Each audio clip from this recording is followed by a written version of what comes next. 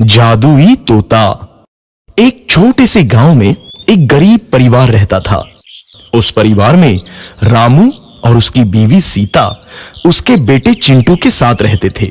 उसी गांव में एक तोता भी रहता था। उसका नाम था रघु। वो किस्मत का धनी था। जहां भी जाता वहां किसी भी चीज की कमी नहीं पड़ती थी। एक दिन रघु उड़ते उड़ते उस गरीब परिवार के घर गया। रघु सोचता है, अरे वाह, लगता है यहाँ आज बहुत अच्छा खाना मिलेगा। मैं पेट भर के खाऊंगा। वो एक कटोरी में रखे अमरूद देखता है। अरे वाह, अमरूद, मुझे तो ये बहुत पसंद है। मैं तो इसे पेट भर के खाऊंगा। रघु तोता अमरूद खाने ही लगता है। तभी सीता रघु को अमरूद खाते देखती है तो गुस्सा हो जाती है और उसे वहां से भगा देती है। भाग यहाँ से, न जाने कहां से आ जाते हैं। मैं तो परेशान हो गई हूं इनसे। सीता के भगाने के बाद रघु चुपचाप से एक कोने में रहता है। धीरे धीरे उस परिवार की बरकत होने लगती है। एक दिन रामू और सीता खाना खाते वक्त बातें करते हैं। आजकल हमारी बहुत तरक्की हो रही है, काम भी अच्छा चल रहा है। रामू कहता है। इस पर सीता कहती है, सच कहा, भगवान हमेशा ऐसे ही हम पर मेहरबान रहे। बेटा चिंटू भी कहता है, पिताजी, मुझे खिलौना लेके दो ना, मेरे सभी दोस्तों के पास है। रामू कहता है, ठीक है, जरूर लाऊंगा। सीता कहती है, कितने खुश है सब, मेरे परिवार को किसी की नजर ना लगे। एक तरफ ऐसी बातें होती हैं तो दूसरी तरफ रसोई में रघु तोता भी अमरूद खाते रहता है। मजा आया, अमरूद खाया, मजा आया, अमरूद खाया, मजा आया।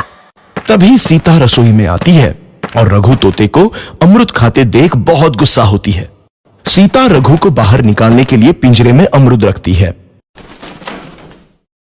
रघु जब अमरूद खाने लगता है तो पिंजरे का दरवाजा बंद हो जाता है और वो उसमें फंस जाता है।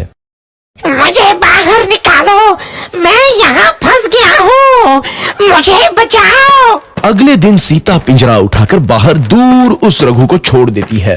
रघु के जाते ही उनके घर आई बरकत धीरे धीरे कम हो जाती है। उन्हें बहुत घाटा होता है। सीता कहती है, ये क्या हो रहा है, अचानक इतना कैसे बदल गया? अभी तक तो सब कुछ अच्छा चल रहा था।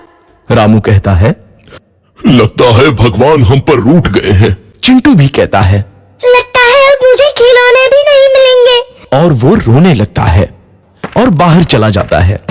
कुछ दिन बाद रघु तोता फिर से उस घर में आता है। वापस आया, मैं वापस आया, अब मैं जमकर अमरूद खाऊंगा।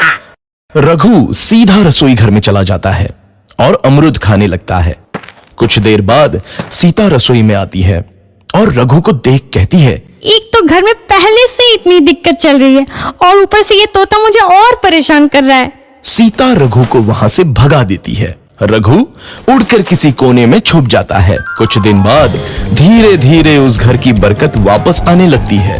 काम भी अच्छे से चलने लगता है। एक रात जब रघु तोता अमरूद खाने जाता है तो पिंजरे में फंस जाता है। ये लोग आखिर चाहते क्या हैं? एक तोते को शांति से अमरूद खाने क्यों नहीं देते? मैं कौन सा चोरी कर रहा हूँ? बस अमरूद ही तो खा रहा हूँ। तभी रामू वहां आता है और पिंजरे में रघु तोते को देख उसे बाहर छोड़ देता है। ये तोता भी कितना जिद्दी है, बार बार वापस आ जाता है।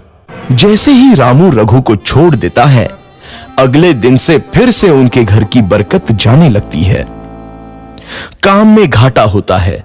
किसी को समझ नहीं आ रहा था कि ऐसा क्यों हो रहा है। रघु तोता घर आता है तो अचानक बरकत आती है और जब रघु तोता को बाहर निकालते हैं तो बरकत चली जाती है। एक दिन सीता रघु तोते के घर आने और बाहर जाने की स्थिति पर नजर रखती है। ये तोता जब भी घर आता है तो घर में बरकत आती है और जैसे ही ये घर से बाहर जाता है तो उसी के साथ बरकत भी चली जाती है। कहीं ये जादुई तोता तो नहीं है? अगली बार जब ये तोता घर आएगा तो मैं इसे कहीं नहीं जाने दूंगी। सीता रघु का बहुत इंतजार करती है लेकिन रघु तोता दोबारा उस घर में कभी नहीं आता।